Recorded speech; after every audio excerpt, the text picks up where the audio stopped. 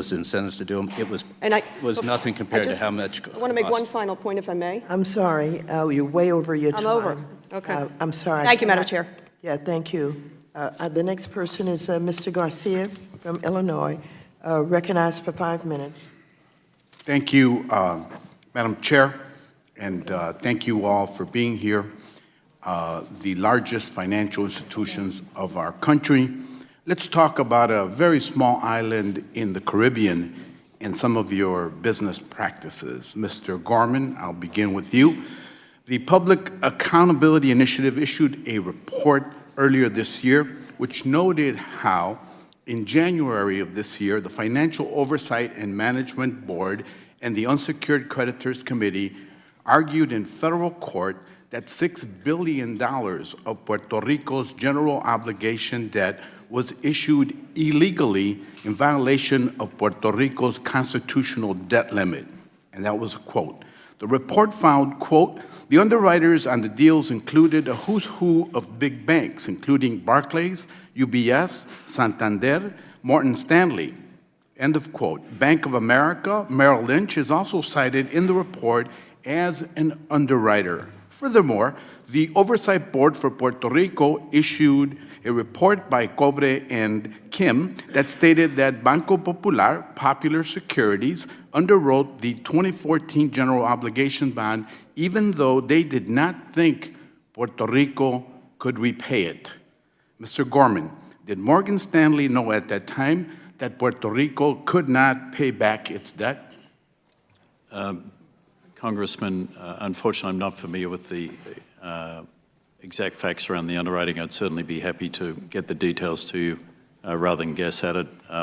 We have a global underwriting business. We're typically one of the top 1, 2, 3, 4 underwriters in the world. And okay, you don't know. Thank you. No, I do Did not. you know that Puerto Rico's Constitution does not allow the use of bonds to balance its budget?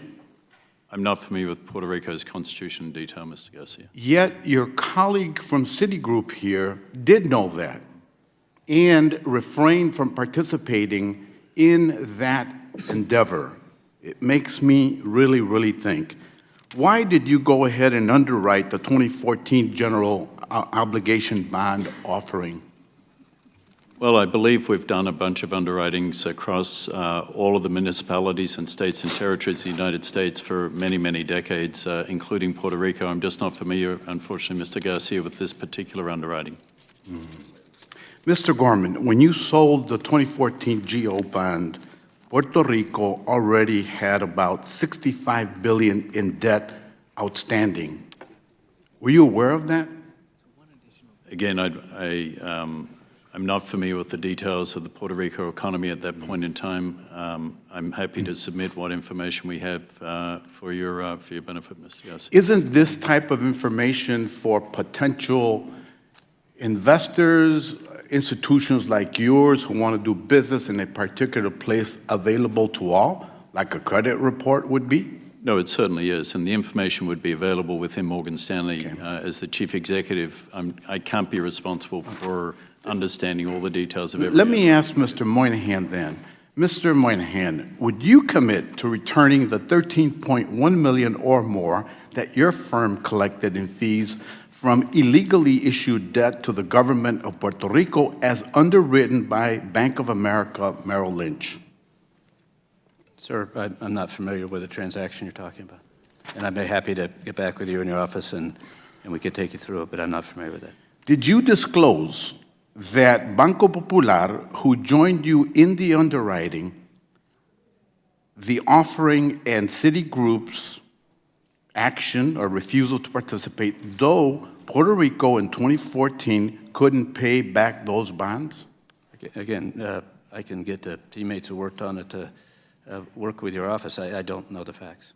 Did you underwrite these bonds because the market wanted triple tax exempt bonds even if the government of Puerto Rico couldn't pay them back? Sir, we can get somebody who understands the details of this underwriting. If we in fact participate in it, I'll get I'm somebody. trying to help the American public look back 4 or 5 years ago and understand some of the actions of our biggest institutions, financial institutions in this country. I think the American people want some answers about this. This isn't that difficult to know. to give you It answers, didn't I happen don't that know. long ago. I'm happy to give you answers, I just don't know them off the top of my head. This is very disappointing, and I would expect that that information isn't that difficult. It's been written about significantly lately, and the American people deserve better. Thank you.